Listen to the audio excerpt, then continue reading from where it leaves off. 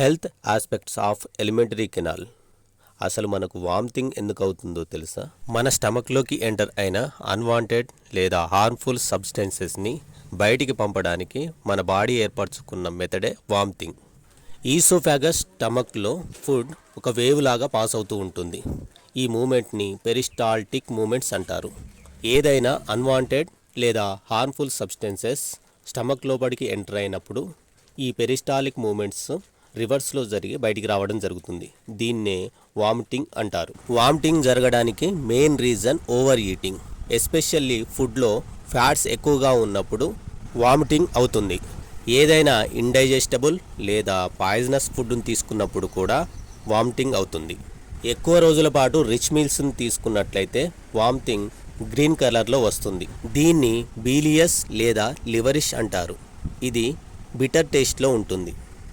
ఎక్కువ మొత్తంలో sugars, fats, calories ఉన్న ఫుడ్ని రిచ్ మీల్స్ అంటారు. అయితే డైజెషన్ ప్రాబ్లమ్స్ రాకుండా ఉండాలంటే మన ఫుడ్ హ్యాబిట్స్లో కొన్ని జాగ్రత్తలు తీసుకుంటే సరిపోతుంది. ఎప్పుడైనా సరే సింపుల్ మరియు బ్యాలెన్స్డ్ డైట్ని తీసుకోవాలి. ఒకేసారి ఎక్కువ ఫుడ్ని తీసుకోకుండా కొంచెం కొంచెం ఫుడ్ని ఎక్కువ సార్లు తినాలి. ఫుడ్ని ప్రాపర్గా నమిలి మింగాలి. తిన్న వెంటనే వయలెంట్ ఎక్సర్సైజ్ చేయకూడదు. ఫ్రీక్వెంట్గా వాటర్ని తాగుతూ ఉండాలి. స్టమక్ మరియు డియోడినల్ అల్సర్స్ వల్ల సీరియస్ ఇండైజెషన్ ప్రాబ్లమ్స్ వస్తాయి.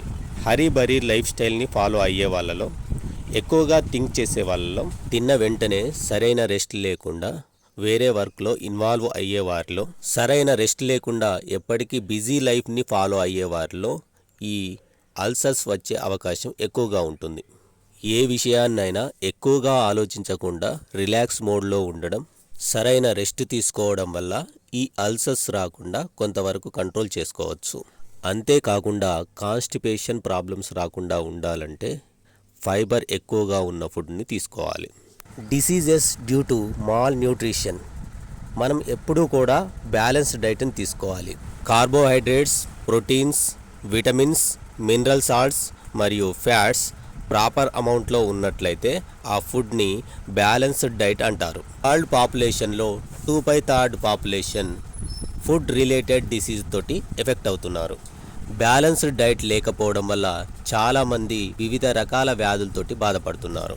మనము రెగ్యులర్గా తీసుకునే ఫుడ్లో 1 లేదా అంతకంటే ఎక్కువ న్యూట్రియంట్స్ రిక్వైర్డ్ అమౌంట్లో లేనట్లయితే దాన్ని మాల్ న్యూట్రిషన్ అంటారు. న్యూట్రిషనల్ హ్యాబిట్స్ గురించి సరైన అవగాహన లేకపోవడం, సోషల్ మరియు ఎకనామిక్ ఫ్యాక్టర్స్ కూడా ఈ మాల్ న్యూట్రిషన్స్కి కారణం. మాల్ న్యూట్రిషన్ 3 రకాలుగా ఉంటుంది. First one calorie mall nutrition, second one protein mall nutrition, third one protein calorie mall nutrition. ఈ మాల్ న్యూట్రిషన్ వల్ల చిన్నపిల్లల్లో వచ్చే ఎఫెక్ట్స్ చూసుకున్నట్లయితే ఫస్ట్ వన్ క్వాషియార్కా డిసీజ్. పిల్లలు తీసుకునే ఫుడ్లో ప్రోటీన్స్ తక్కువ కావడం వల్ల ఈ డిసీజ్ వస్తుంది.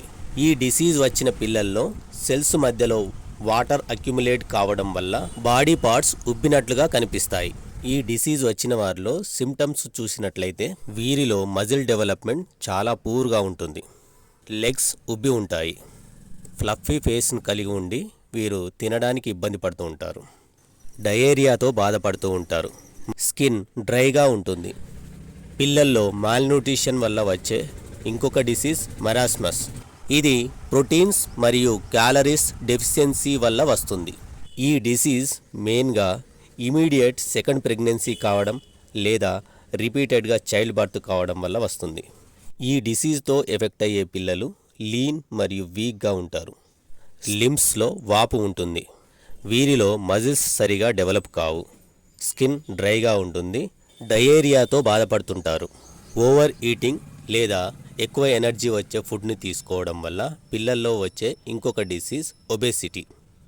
ఒబేసిటీ ప్రాబ్లం ఉన్న పిల్లల్లో పెరిగే కొద్దీ diabetes, cardiovascular, renal, gall bladder problems వచ్చే అవకాశం ఎక్కువగా ఉంటుంది.